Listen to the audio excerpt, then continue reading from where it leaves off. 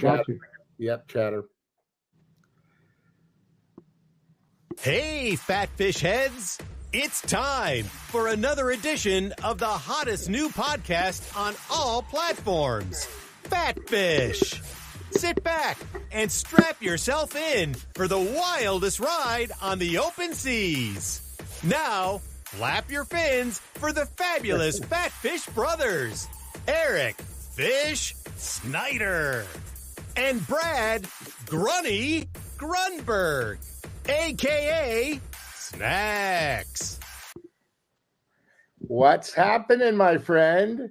Good. Well, welcome to show number 50. 50, baby. Book 'em, Dano. Murder One.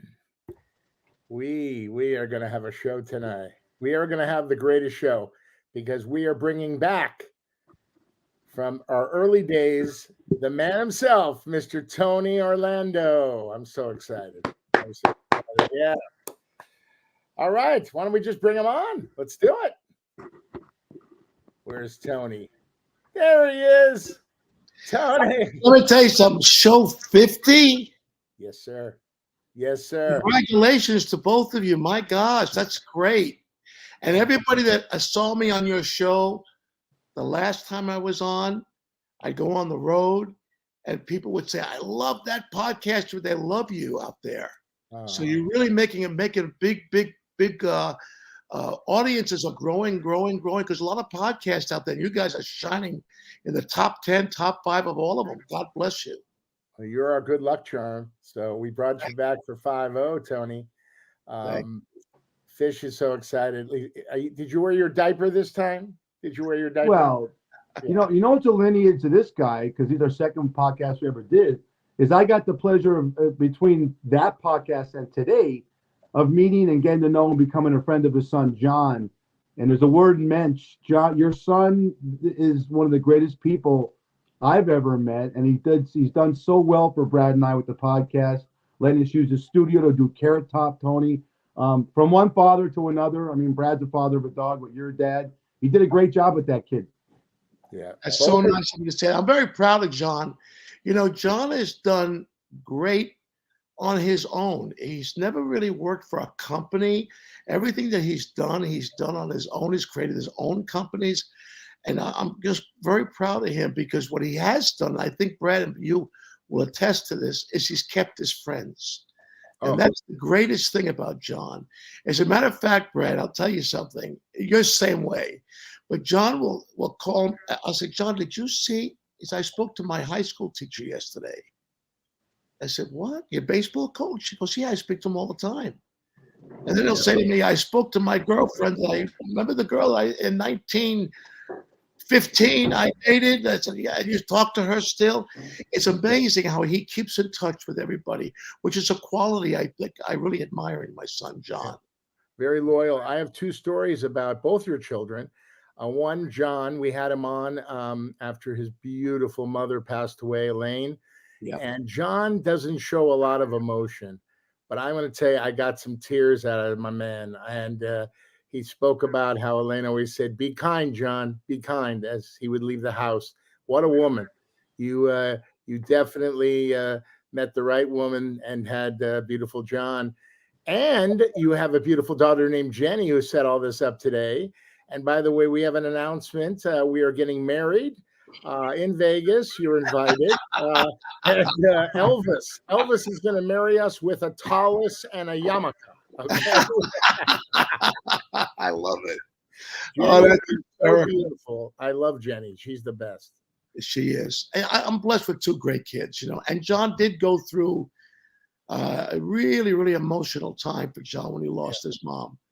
You know, he took care of her with his brother Kenny, right through all of her changes. You know, this whole thing about getting older and Alzheimer's and dementia is something that I don't remember my mother's era ever talking about it as much as there is. There must be something in the water, something in the food. Because I don't know about you guys, but growing up, I didn't hear anything about dementia. People 80 years old, they didn't.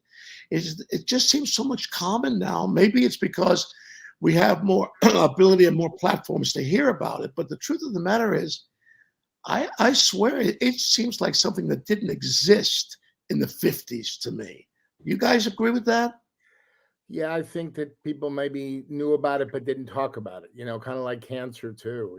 People knew a lot about it. What about you, Fish? What do you think? Well, maybe you heard this because my family's from New York, like you are, Tony. They said that, "Hey, Esther's turning senile." The senile is the big word, That's true. Yeah, Yeah. that's true. or hardening of the arteries. Hardening of the arteries. Yeah, you know what? Now that you say that, it was there. It was always there. You're right. But Absolutely. in a different context. Yeah. And Elaine, John's mom, was one of the brightest. IQ level was amazing. She had an IQ of a 180. So that's like super Wow. high. And she was extremely, extremely extraordinary, bright, intellectual woman. She was very special. Very special. And John, Well, what you taught your son comes on the show.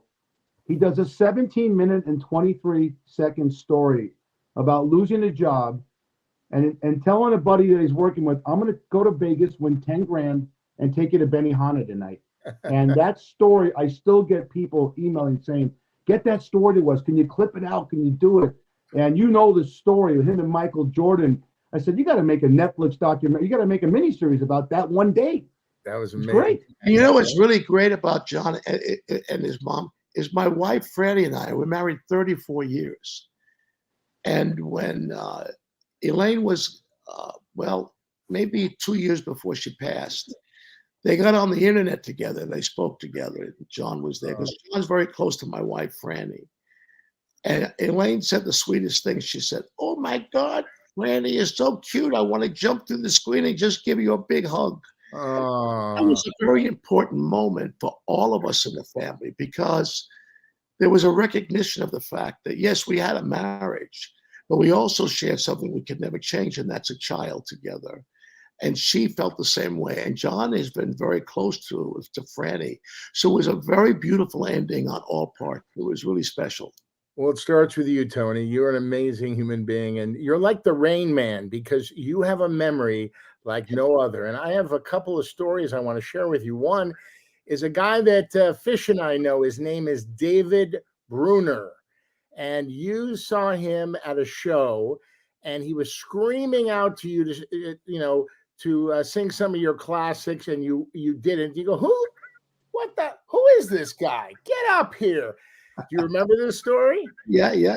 And it was a great story because he came up on stage. He brought his mom and his mother-in-law and his wife and had a great time. And he just sang songs with you. I think he sang Pennsylvania Polka. And then 5 years go by. It was Roll Out the Barrel, actually. Oh, it was okay. There you go, Rain Man. There you go. And then 5 years later, he showed up again, and same thing. And by the way, as he was leaving the first time he saw you, he goes, "Oh my back!" And you're like, "Are you okay, David? Are you okay?" He goes, "Yeah, my back's killing me from what was his line? My back is killing me from carrying the show tonight." And then 5 years later, you're having backstage and this and that, and then as he's leaving, as you visit with your, after the show, meet and greets, you say, "Hey, David, how's your fucking back now?" Yeah.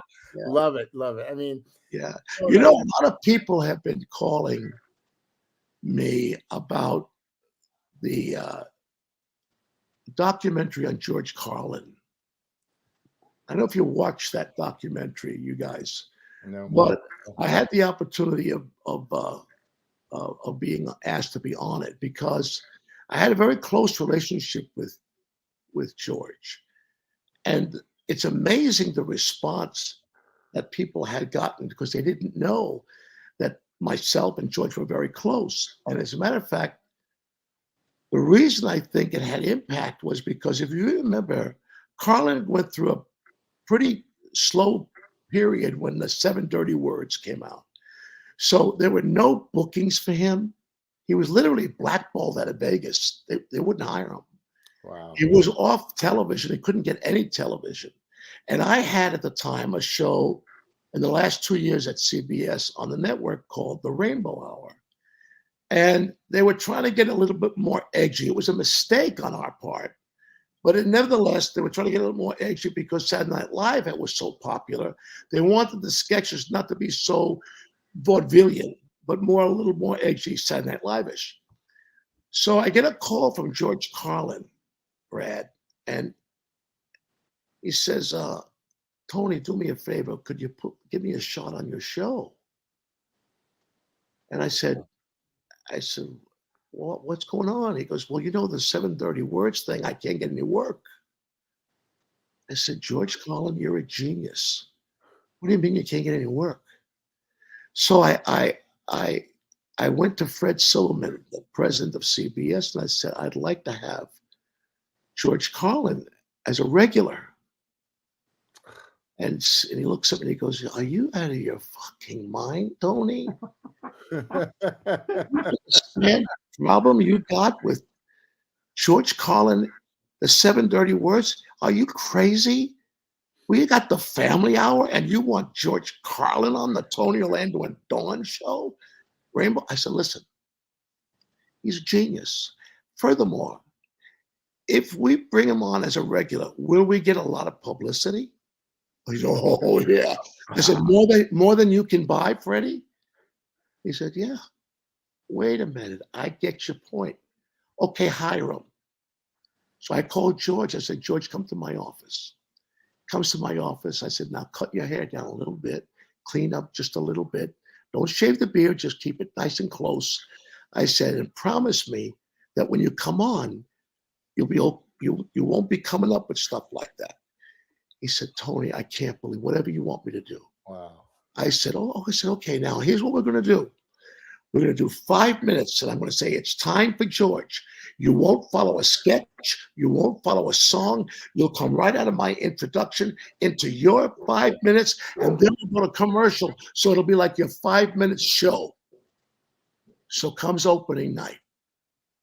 Look, 36 million people are watching. And I say, ladies and gentlemen, it's time for George. And in comes a close-up on George. The camera comes low, slow. And he looks at the camera and he goes, you know, you're going to die. I'm going to die. We're all going to die. And I look up to the booth where the director's in, and I can see Freddie Silverman going like this. And I can see the suits from CBS going, oh my God, he's talking about death. They're going to turn the show off. What is he, crazy? So he comes off the stage. I said, George, are you kidding me? The first thing you talk about is death? He said, Tony, I just wanted to prove that there's a word worse than fuck.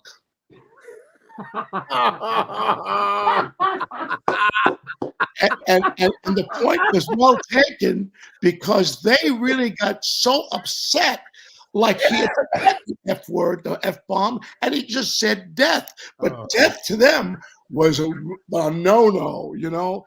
And so it just showed. So I told this story on another podcast. I think it was John's podcast.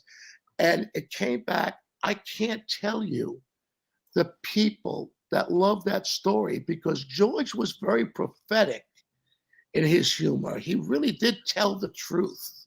And he was a genius. And I was very proud of that relationship with him. Well, it's funny. Fish has a story about George Carlin, and you might have gone into the Fish bar because you lived right down the street from the bar Fish started in L.A. called Mom's Saloon. Tell them the story, Fish. Tell them the story. Well, I'm going to tell the story. George had his offices up there in 11777 building. The bar was on the bottom. And I developed a relationship with him. You come in, the guy ordered a Budweiser and didn't want to talk to anyone. Well, there was a little barber shop next to the place, and this guy named Al Davis, not the owner of the Raiders, but a guy named Al Davis who had this crazy laugh, like, would walk in. There's 7 seats at the bar, Tony. Al always got his way next to George Carlin. And one day he's talking about, this is 1983, and George is drinking his Budweiser, and he always looked at me when someone was talking to him, right? To give the signal, like, get rid of this guy. And Al's talking about that women were coming into his barbershop to get their vaginas trimmed with his scissors, right? And George, he gets up and leaves.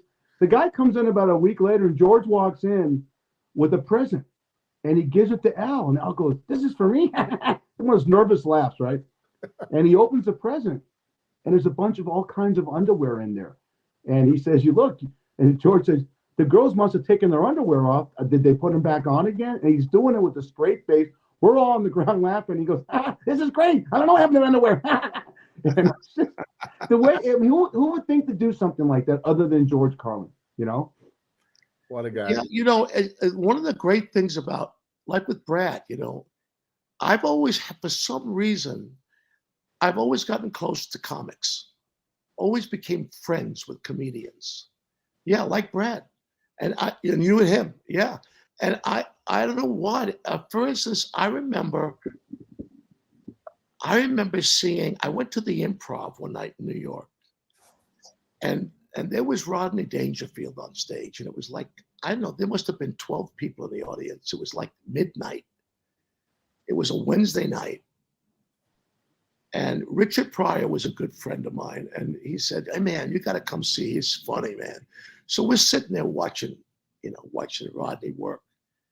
So I said, "Rodney," I said, what's going on with you? I don't see you in Vegas." He goes, "Tony, I had to open Dangerfields. Things are not going really well for me. Dangerfield's not doing well.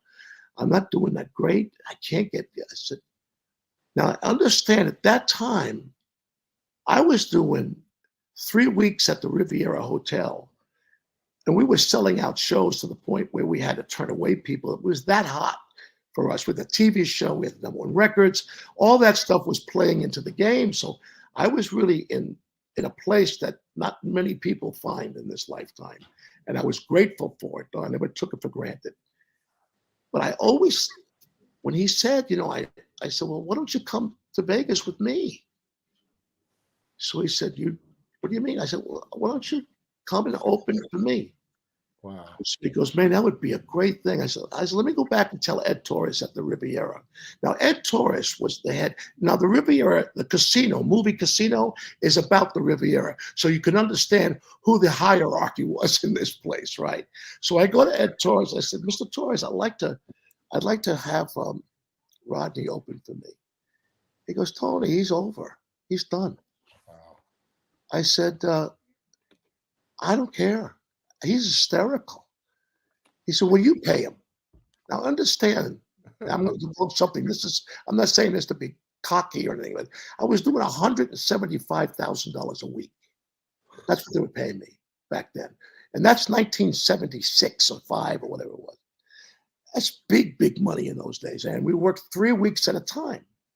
So I said, "Well, I'll pay him." So I called Rodney. I said, "Rodney, how much do you want?"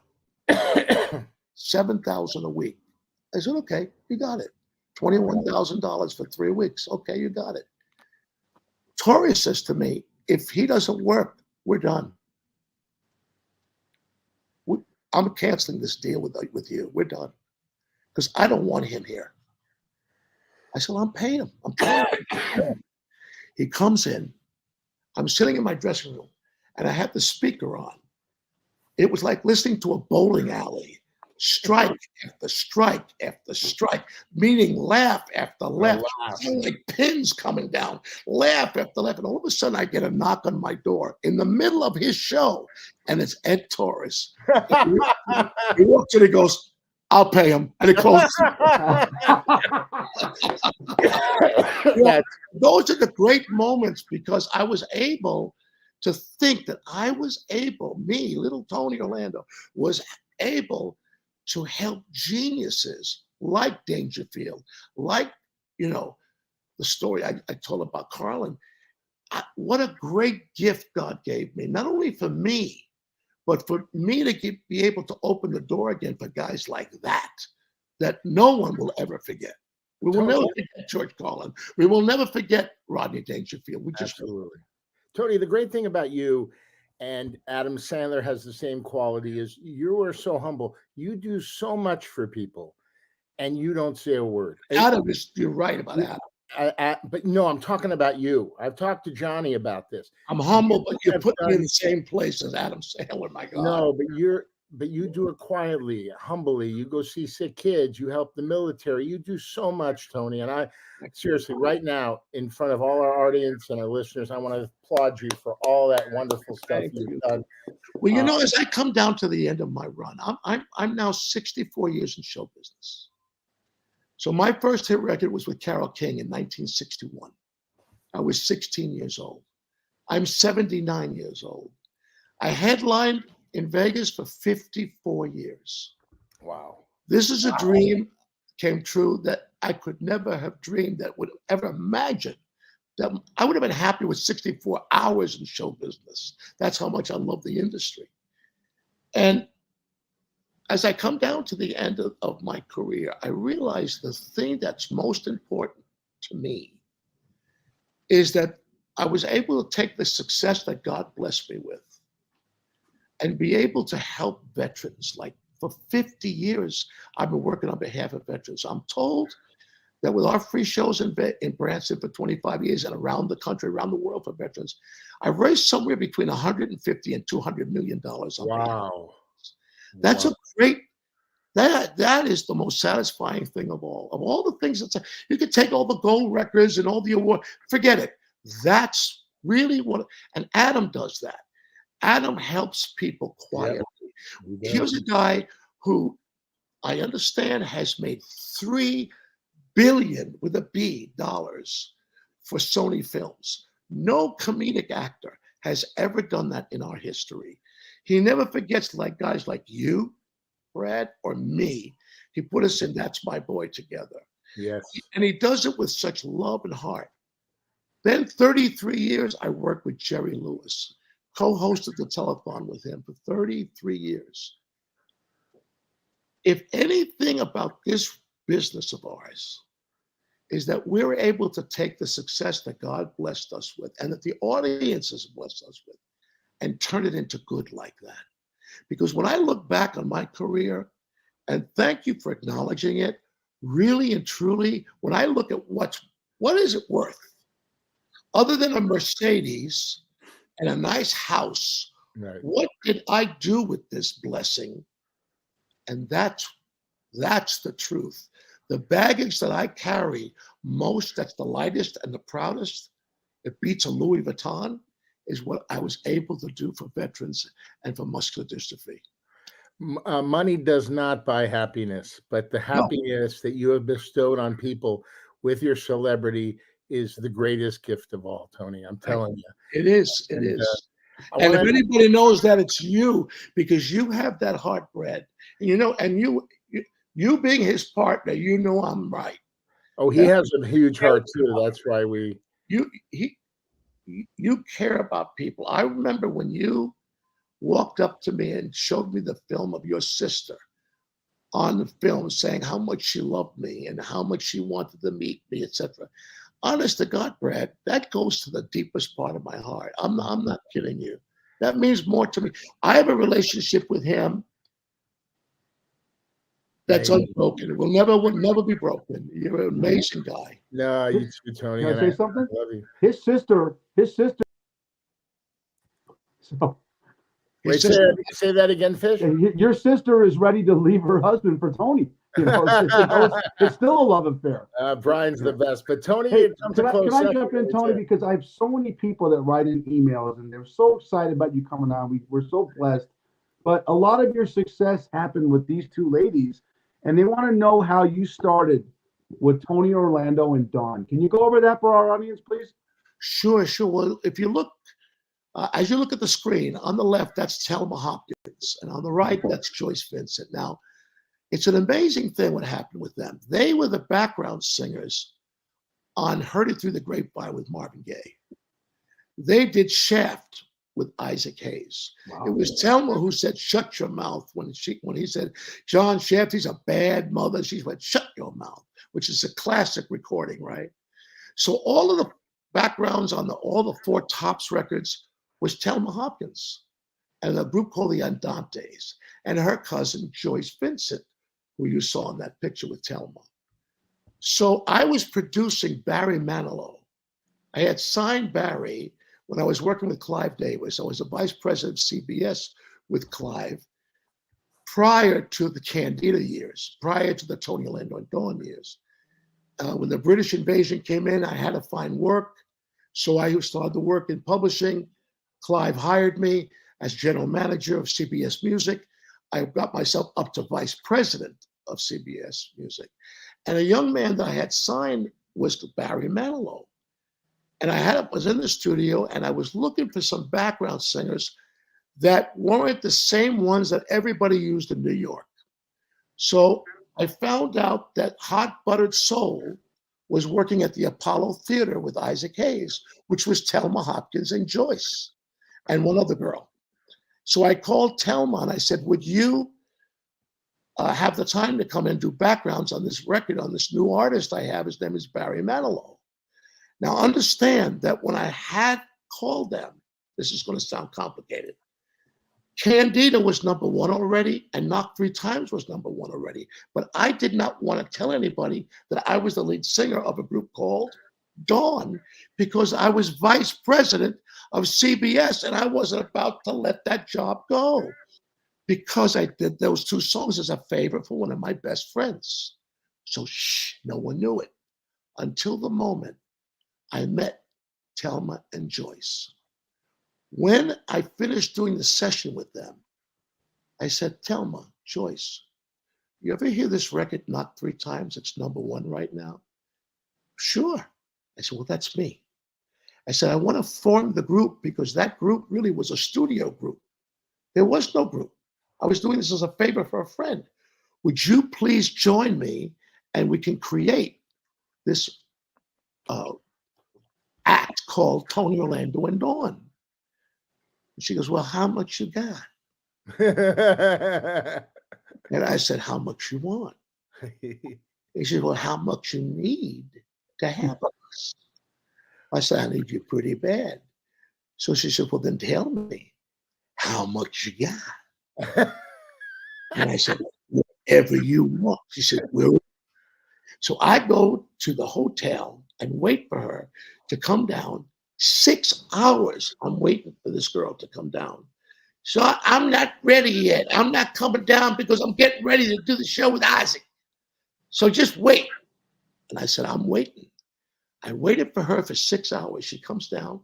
She agrees to go to Europe with me. I take her to Europe on a 2-week tour, not knowing if we're good, bad, if I really made the right decision, the wrong decision. We go into a club in Mallorca, Spain, because I wanted to break it in when no one knew us. And we got 3 standing ovations. And now we go to London. We do a show called Top of the Pops. And the guy says, this is the hottest response we've ever gotten for an act ever. I said, we're ready to come back to America. We came back to America, and the rest was history. I knew in my heart that when we cut Yellow Ribbon, after we cut it, that I had a number 1 record. And I said to Thelma and Joyce, we're going to have a television show. And Thelma said, there are no television shows because the variety shows were dead at the time. They were considered over, except for Carol Burnett. Dean Martin was gone. Cher had gotten divorced, so the Sonny and Cher show was over. CBS comes to me and said, we want to put you on in the summer. If you get high ratings, you have a television show. And the rest was history. Wow. Those moves happen in succession in almost lightning speed. So when you say, how did it happen? It's in retrospect now, I realize that a career that became a network television show, 36 million people watching every Wednesday night, the first and only primetime multiracial group to ever have a primetime television show, a Puerto Rican and 2 Black women on at 8 o'clock at night, when that never would have thought what could have happened.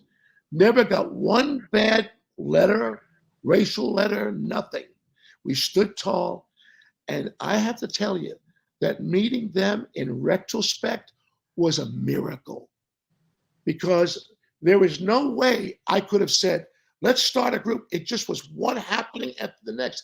And when I look back on it now, the only thing I can credit is divine intervention, because it was a complete accident. I was already on my way to becoming a president of a record company. I was already on my way. I was already enjoying a vice president seat in one of the biggest companies in the world under a genius in Clive Davis. So when I met Telma and Joyce, when you say, what was that like? It's impossible to describe because it's one miracle after the next. And in retrospect, I have no answer for you. I don't know. All I can say is this didn't happen. But there's Does that make any sense? but I believe no coincidences in life. I think the universe made that happen. From record executive to international superstar. Unbelievable. And you know something, Brett? I never saw high school. Where do I come off an 8th grader becoming a vice president of a company like CBS? Only in this country, only in America can that happen.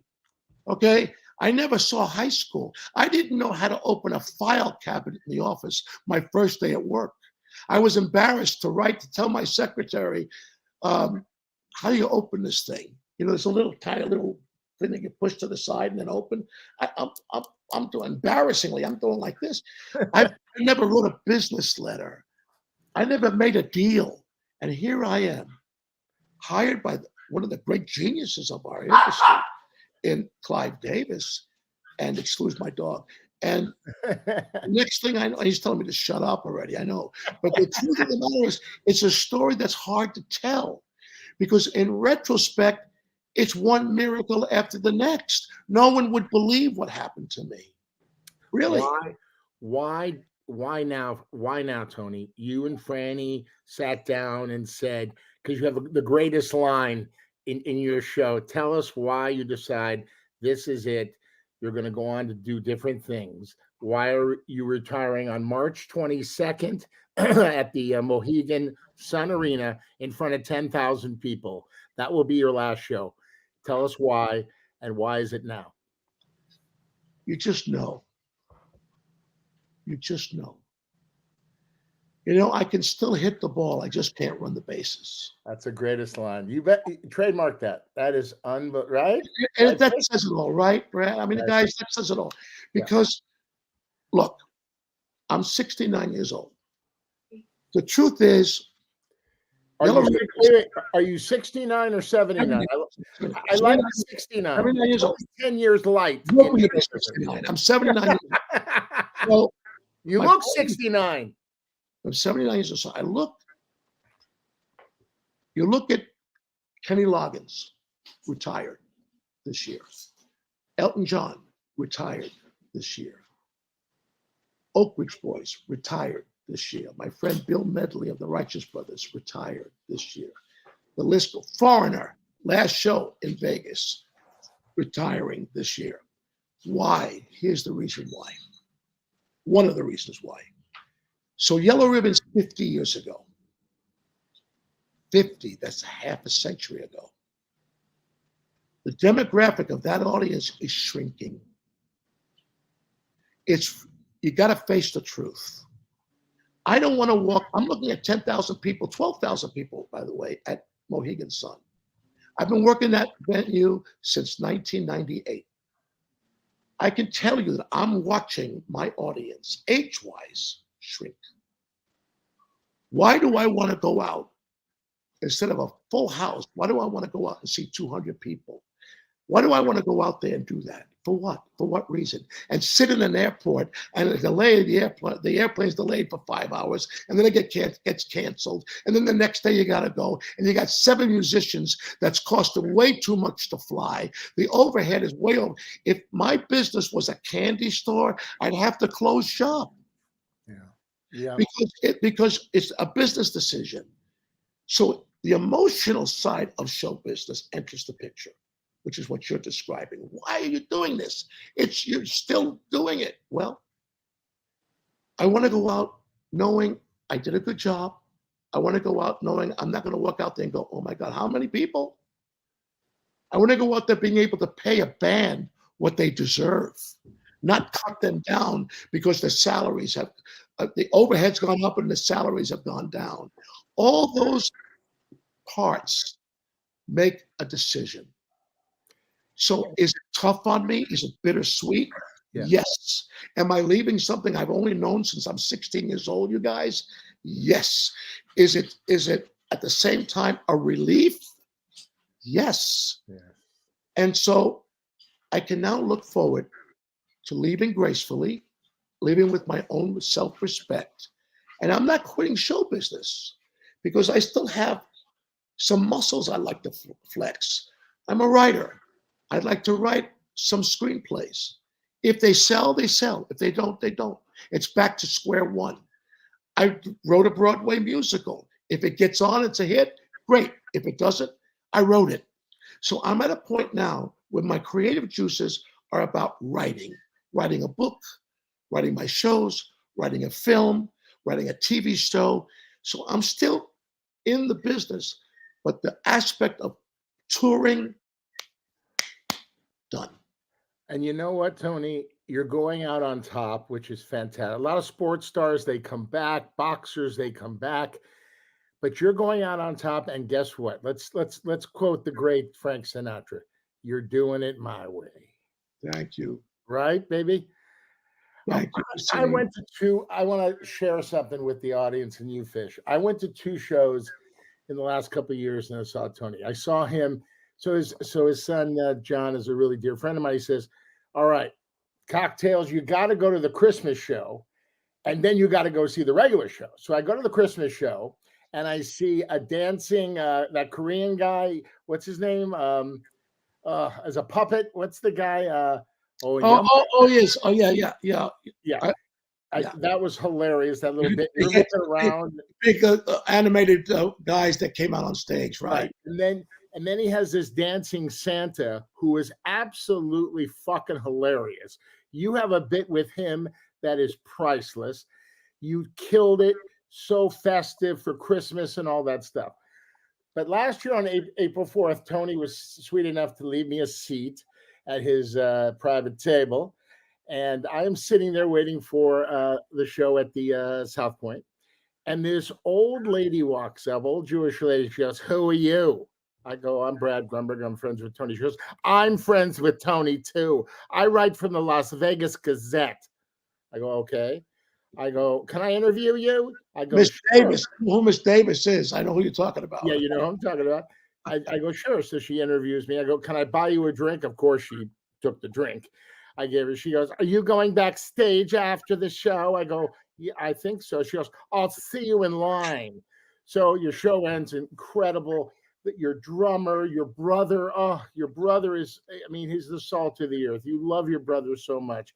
And that young kid you brought up, he was, he's going to be a star.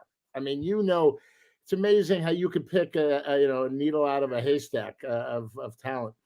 So the show ends and I'm waiting, and your wife, the beautiful Franny, she's the gatekeeper. Then she has a wing girl as her second in command. So they come to the stage door and they go, "Brad Grunberg." I go, "Okay, I'm over here." So I walk up, all these people are waiting, and that older lady is sitting there first in line. I look at her and go, "I guess I got more juice." Excuse me. I guess I got more juice than you, honey. Have a good night. And I walk right past her, and she's like so pissed off. And she never made it in. She never would let her in. It was like classic. I'll tell you, one of the hardest things for me at the South Point was, as you know, that's a tiny little dressing room. Yeah. Oh, that night, because it was my last night in Vegas. Yeah. I mean, after 54 years, there's a lot of friends that wanted to come and wish me well. Absolutely. And it killed me because you couldn't fit anybody in there. And so many people I love, like Miss Davis, who I love. Yeah. I do too. Get in, and it kills me because the truth of the matter is, it's not about. Sammy Davis used to say to me, "Tony, it's not about you. It's about the audience." He said, if you go up there like a lot of these young performers and think it's about them, remember something. When we walk on that stage, we don't think about us. We think about what we can do to those people. There's a guy out there. Sam used to say this to me. There's a guy or a lady out there. This may be the last show they ever see. You never know. Who knows? A car accident going home. You put that in your head and you make that the best show those people ever saw. Sam used to say that to me all the time. He was right. He was. He was right. And so when you can't see someone, it's heartbreaking because you know they care about you. Even strangers that you never met before. I don't know their name, but they know me, and they've known me for 50 plus years. So we live in a business, three of us, that's unlike any other business in the world. Yeah. We can bring a healing to people. Yeah. If people are hurting from a divorce, we can bring a healing. They lost money or whatever, we can bring a healing, make them laugh, make them happy. Yeah, I went back there. I went back. Yeah. This is going to sound very heavy, but a guy walks backstage to me and he said to me, Tony, I remember it was in Toronto, and he goes, Tony, I have 4-stage cancer. And he said, this was the greatest show I ever saw in my life. He actually said to me, I can go now. Oh. So I go to him. I say, listen, I see the light in your eyes. You're not going anywhere. Trust me, you're going to be fine. 4 years later, we're back. Who walks backstage? That guy with a big smile on his face. And he goes, Tony, I'm cancer free. You were right. And he said, and you know what? It's still the greatest show I ever saw. So when you experience something like that, as you guys both know, we don't live in an ordinary business. We don't. We're minstrels for God. We stand on a corner. It's called a stage, and we bring a certain kind of emotional, spiritual healing to people through a song, through a joke, through a dance, through a play, through an acting performance. We're used by them to look up and go, oh, God, that made me feel great tonight. Because, you know, as an audience, the three of us, it's happened to us. We've gone in and we've seen shows where we walk out going, man, I was feeling terrible. But that show that Sinatra put on tonight just blew me away. I feel so good after seeing him sing My Way. Yeah.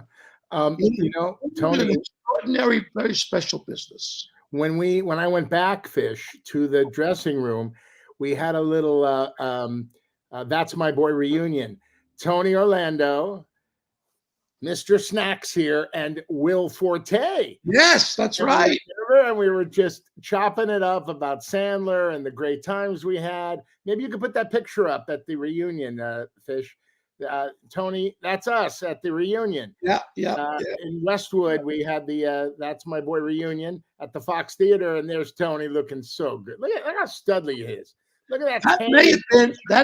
Was that the red carpet night? Yeah, that was the red carpet. That was the red so. carpet in Westwood. Yeah, and you look so sharp, buddy. Look at you stud. I remember that shirt because I think Franny bought me that shirt, and I said, "Want me to wear a red shirt?" She goes, "Yeah, you stand out on the red carpet. The red carpet, wear a red shirt." So I never wear red because I remember that night.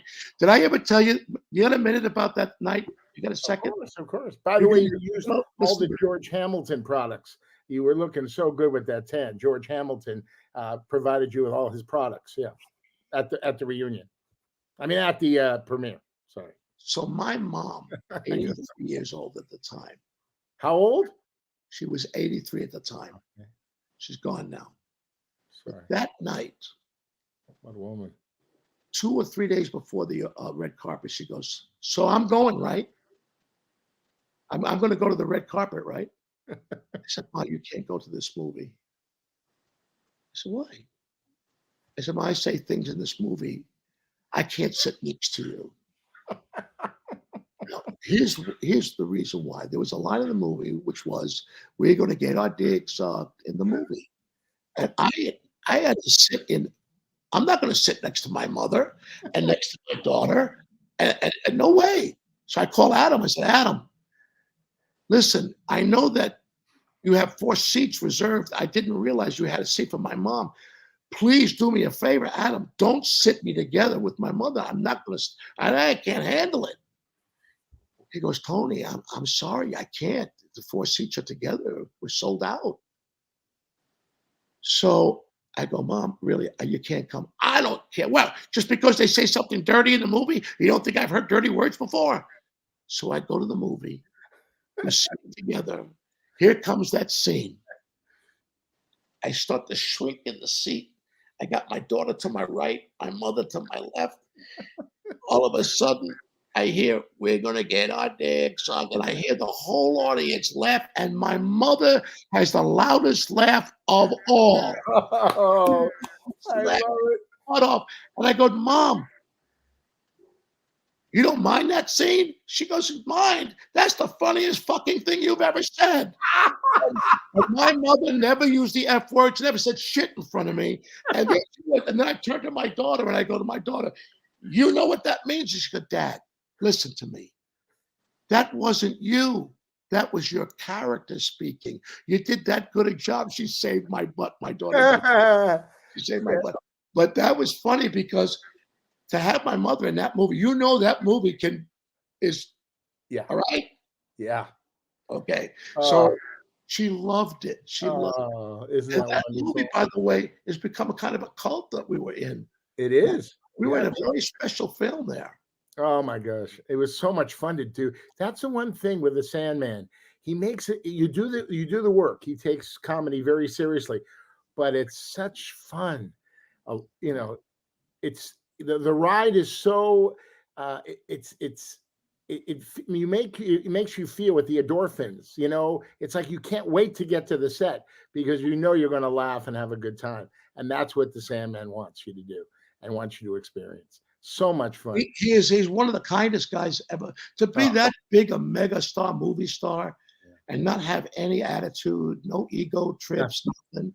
Just a good man who remembers his friends like you and me. Oh, he's very loyal. And call him, and I'm sure it's the same with you. You get an answer right away. It could be this much of an answer, you know. Love you, Tone. Yeah.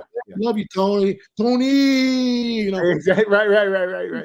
He always replies. Always. He's a great guy. One thing I love about Sandman and people like him and like yourself is that all good comes to those who give so much. And Sandman touches lives, and you're both very humble people. You don't tell, like I said earlier, you don't tell people what you do. Those are Tom Cruise, another one. You know, Keanu Reeves, another one. These people give and give and give and give. And they're very well off and all. They deserve it. They deserve it because they spread it out. They help people less fortunate. They help people in need. And that's something. I don't know if you agree with this. I'm going to ask you both this question. So both of you give me an answer on it. Young performers today, I don't think they give to each other like we used to. I mean it. What I see is Kanye West putting down Taylor Swift, and then we would fight to help the other performer. I remember Sammy and Frank and Dean sitting down with me, giving me advice, taking me into the dressing room, spending 3 hours with me after a show, worrying about how my show went. I remember Jackie Gleason calling me every single week after he watched my television show and say things like, hey, Tony, the sketch was funny, but don't ever wear a zipper on a black tuxedo again. It's the most ridiculous thing to wear. Caring about the littlest. And I see performers today not doing what Adam did for you and me, not doing what Sinatra and Dean and Sammy did for me or Jerry. I don't see it. I see this. I see it's my album. It's my show. It's my moment. Am I wrong? Am I just an old guy not seeing that it's the same? No. And that my era is different? Fish, you answer that question and then I will follow. Well, you brought up something apropos when you said that you don't want to do a show for 200 people. And I deal with young kids all the time. And just to prepare for this interview, of the kids that work in my restaurant that I work in, none of them knew who Motown was. or the temptation. So there's no history with these young people about anything. No the history of music that people like the Tony Orlandos, the Frank Sinatras, and before you guys, the ones that you guys that were your mentors. So in the younger generation, it's all about entitlement. It's all about me and agendas and TikTok.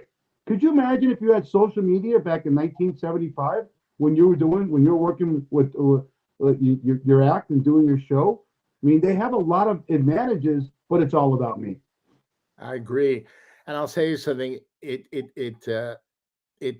says that you wish everybody wish everybody well, but you don't wish people better than yourself. There's a lot of jealousy, like you said, entitlement, me. Look at me, look at this, selfies, all that crap.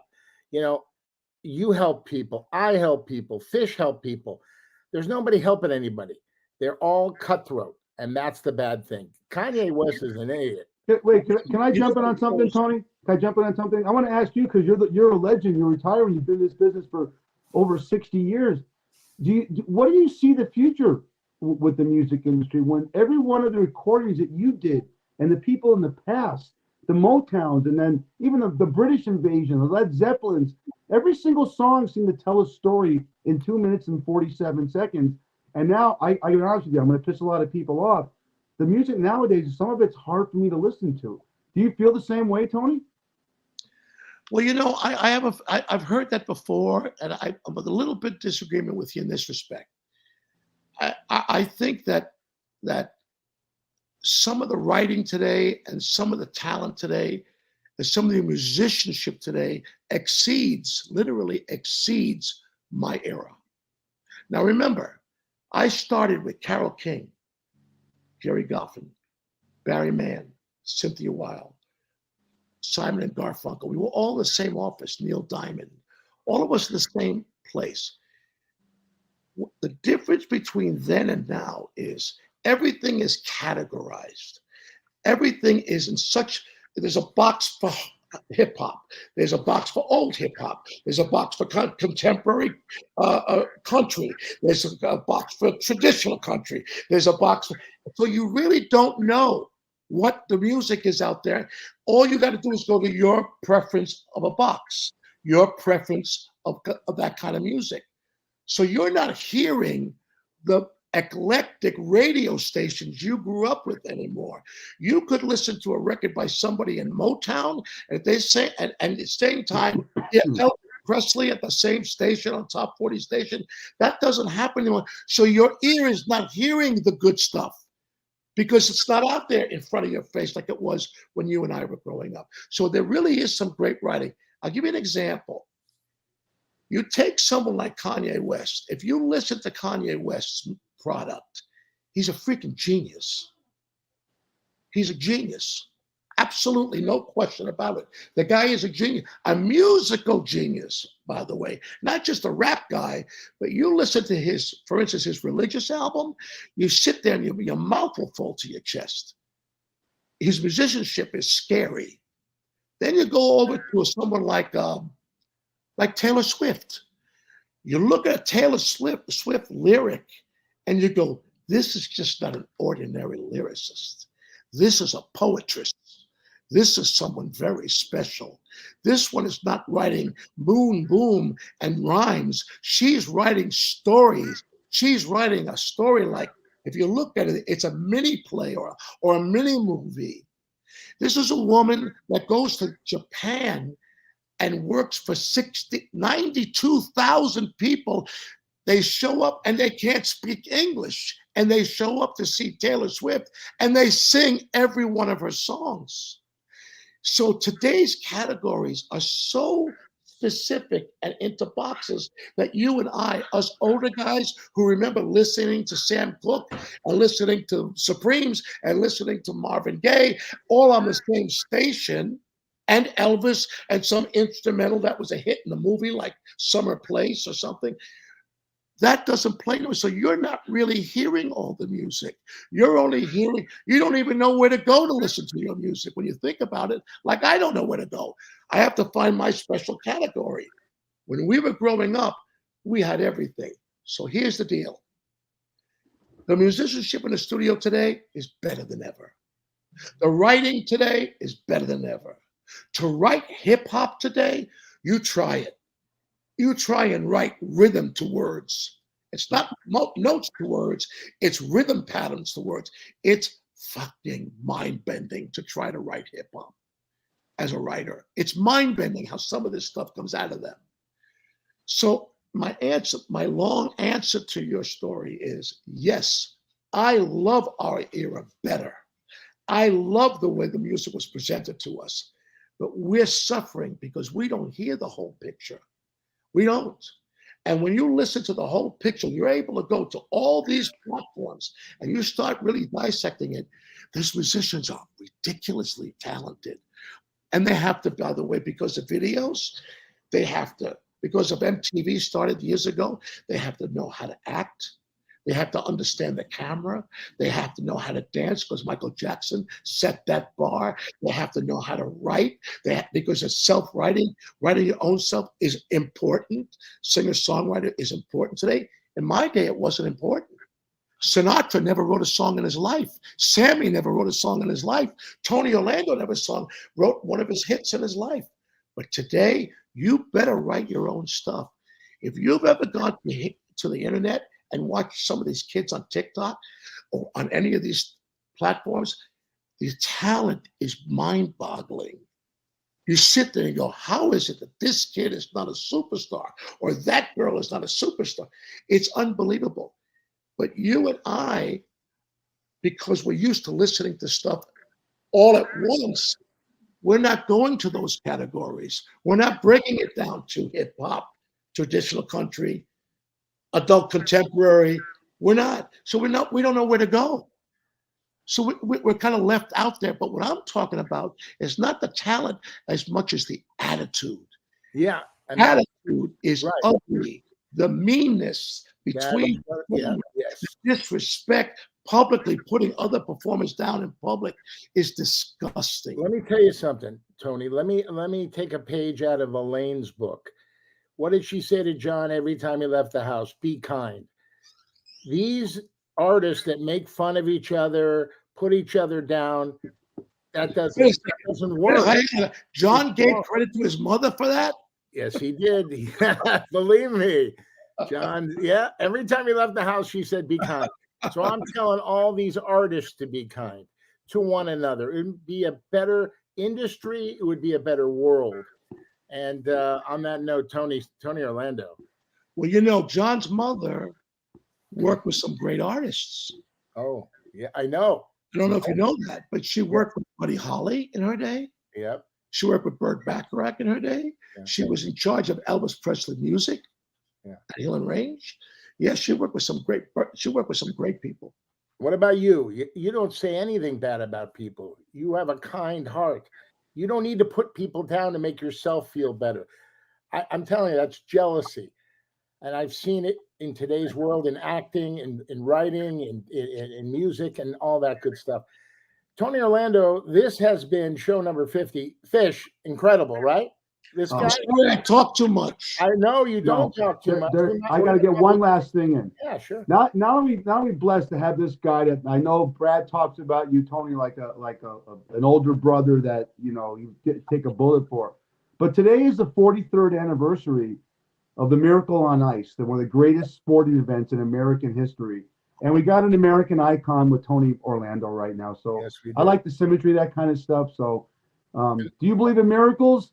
Yes, Tony Orlando. Tony Orlando on our 50th. Can I just say something to both of you? Yes. That I look forward to this today. Because if you talk about kindness, that's what the two of you are. If you talk about the way you've treated me, you, Brad, when you come, you send me texts that make me cry. You send me love through the mail that meets my heart and my soul. Believe me when I tell you, this is not a podcast. This is a love cast. I'm honored by being on here with you. Thank you for the privilege, and thank you for being my friends. Always and ever. Good health and happiness in retirement. And I'm going to talk to your son and your daughter. How about a documentary about your life? Has that ever been done? It's coming. Oh, good. Thank If you. you need us, we're available. Tony, you're the salt of the earth. God bless you. Thank To you, two sir. of you. God bless you. Say hello to the family. I will say a little tip for you. Number 50 in the books. I think Dave Linden, take Son-in-law. us home. I think he thinks he's going to be my future son-in-law. I got a funny feeling. Yeah, Jenny.